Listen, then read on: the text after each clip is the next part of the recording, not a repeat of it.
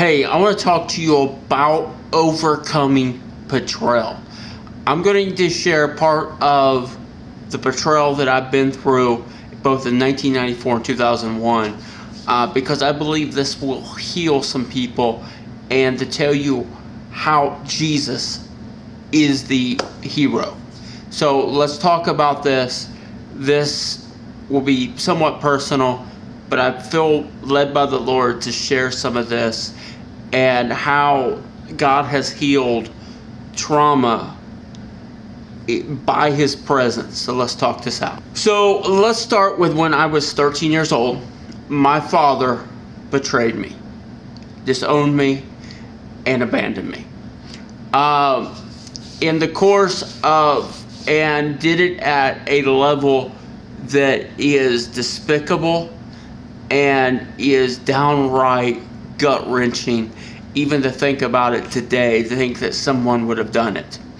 And so I went through a whole series. It was about 2 years from right around October 1994 until March of 96, right before I got born again, was just thrown where I had nobody, I had nothing. I was just cast away and basically just thrown around like a rag doll in a system that I had no business in, because I had been betrayed by my father that would not allow me to be at home. So I went through all kinds of crazy things, ended up, it was insane, some of the stuff that I went through. So there's the foundation. And then in 2001, come home to an empty house 3 months after I'd been married. That whole abandonment issue and betrayal is a whole different beast. So we need to talk about, what does it mean when you're disowned? I'm talking psychologically, not necessarily theologically. When someone realizes that they have been disowned and betrayed, it brings all kinds of feelings and all kind, and a lot of ways people do what I did for a very long time, and they just shut down. And we're going to talk about that in a minute. But they just lock up. They become numb, emotionally numb, because they have been disowned.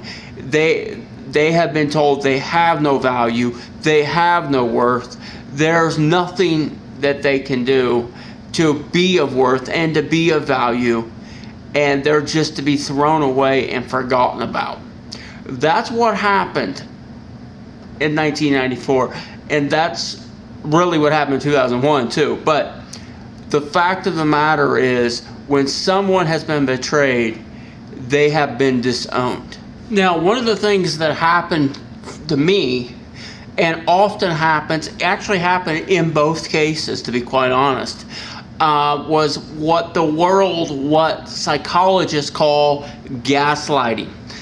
What this is where they make people question reality, question their own sanity, and make the person who has been victimized to blame for the betrayal.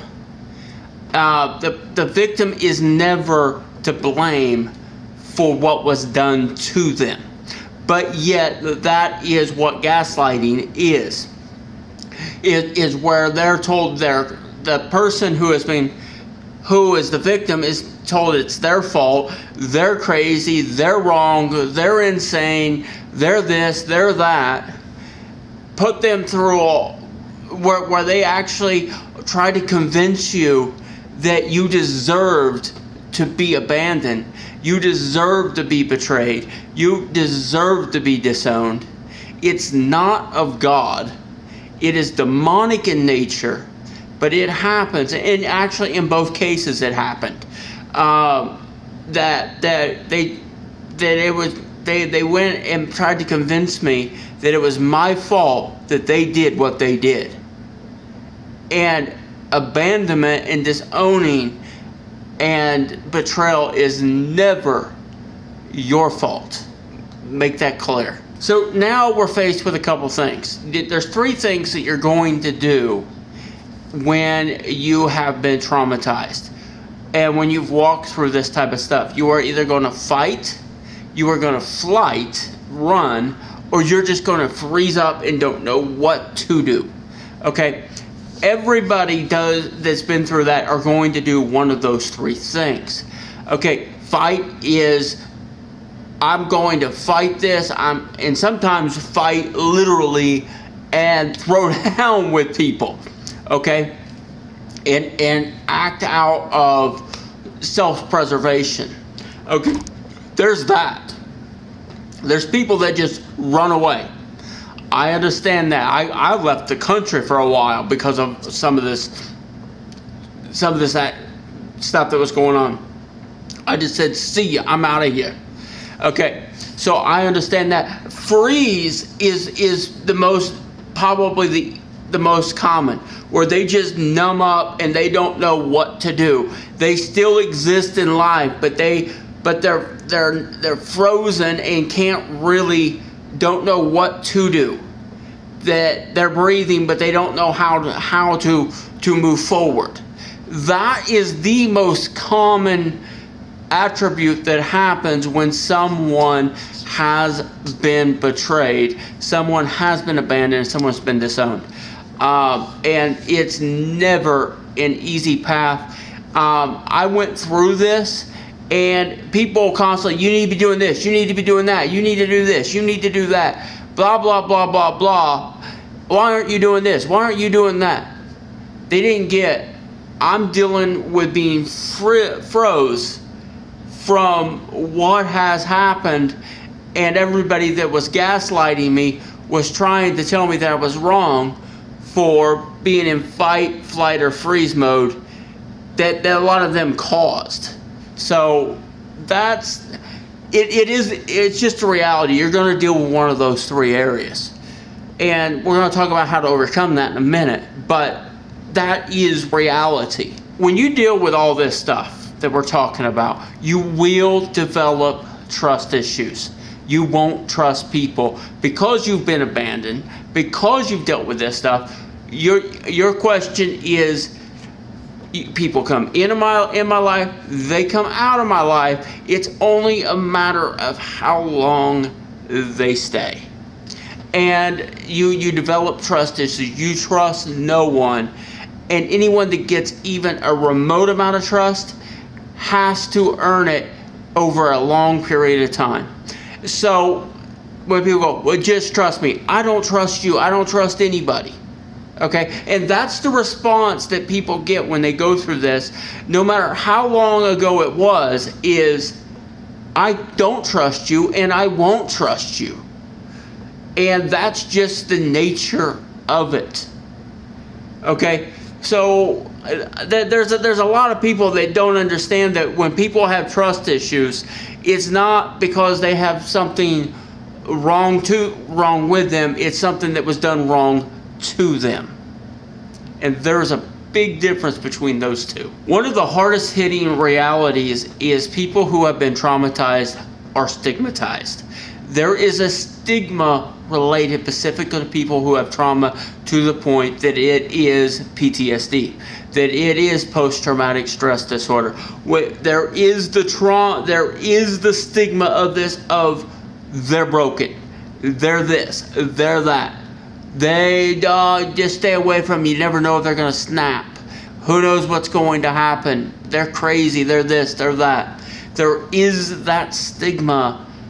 And it is disarming to think of that we have this, and we treat people in a way that is ungodly because they have had things happen to them that was not their fault, that they had to deal with, and they had to overcome. The fact that they're even trying to go on in life is a testament of the faithfulness of God, but we're too busy judging them to see what they have dealt with. Okay, so we have talked quite a bit about what it is and what happened and the this and the that and how it happened and all that. Let's turn to the positive, okay? And how do you overcome and move on and receive what Jesus Christ gave you at the cross, at the altar when you repented and you were regenerated? How do you move on? First thing is you have to overcome fear. The idea that people are out to get you, they're out to screw you over, they're out to hurt you. That fear may seem very real, but it is something that we must recognize that is based in trauma and based in experience and based on what's happened to us, but that's not the Holy Spirit. And we have to trust the Holy Spirit to protect us and to help us overcome people who have and recognize and have discernment of, this person is out. This person is not looking out for my best interest.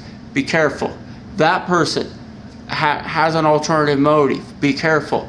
But these people over here, they genuinely care and want to be in my life with the right motives. So we need to recognize those guys too. So that's the first thing that I would say, is we have to recognize that our fears aren't always the Holy Spirit. One of the things you have to do is avoid triggers. There's people, places, and things that you can no longer go, or you will be reminded of what happened. I'll give you an example. And there is an area in the city that all this happened, which is about 50 miles north of where I live. There's a Dairy Queen. I don't get blizzards there. I don't go in that area because right up that hill is where all the nonsense went down in 1994, where I was rejected and taken away into all the nonsense that went on. Okay, so I don't go there because I know that if I go to that Dairy Queen, I'm going to be reminded of what happened in that area. I just don't go there. There are people that I just don't relate to, and it's because they remind me of what I went through that season, and there are those reminders. So you just avoid those places, and you avoid things, and you avoid this and that, because it's better to avoid areas that will trigger you than it is to constantly be triggered and reminded of what was done to you and all the backlash of it. So you just don't get around it. That's the reason I don't have much to do with my family, to be quite honest. Talk to my mother, but besides that, I really don't relate to my family. It's probably been 10 years at least since I've seen my family. And that's for my own health. That's for my own healing, that I avoid those people. Now, what do we got to, let's bring this in and let's end this thing. Okay, another thing, one of the other things you need to know is you need to reject criticism. Those who criticize you because you have had things happen to you and because you have been traumatized and you deal with PTSD, and people who say that you know, you just need to get over it and move on. You need to learn to distance yourself from those type of people, because they're not there for you. They don't really care about you.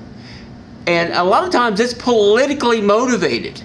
Whenever someone says you need to get over it, it's actually it's their political bents about it. Like, say for an example, say someone is traumatized and they can't work, and then you hear someone of a conservative position say you just need to get over it, but they're really saying is you need to get to paying taxes so I don't have to take care of you. And that's real. So there's that issue, and that's something that's a different conversation. But you also have the fact that some people just like to tell people what to do. I have a grandmother that's like this, you know, and she thinks that her advice is the way to do it. I also have a brother like this, and I don't talk to neither one of them because of this. I avoid people that think that they have a right to criticize people who have been through traumatic experiences, and that they should heal, that healing should come upon their terms and their timetable, and not the person who had it done to them. That is wrong. It doesn't work, and avoid those people.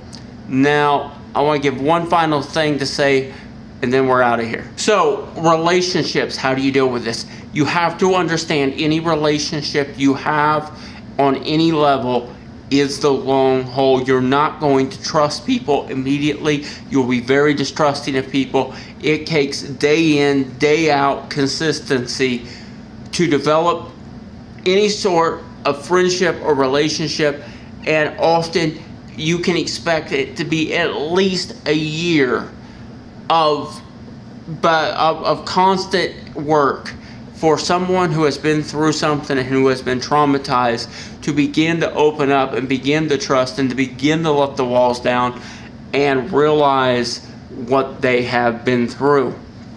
So, and don't expect, and the person around them should not expect complete openness from the beginning, because it just won't happen if they've been traumatized. So that would be the thing that I would say. Understand, you do need to find people that you can relate to, that you can eventually trust, but it's not going to be quick, and it will take some time, and in some cases, decades. So anyways, that's that. I just felt like I was supposed to put this out. I think this is going to help some people. Anyways, that's that, and I'm out of here. See ya. God bless you, man.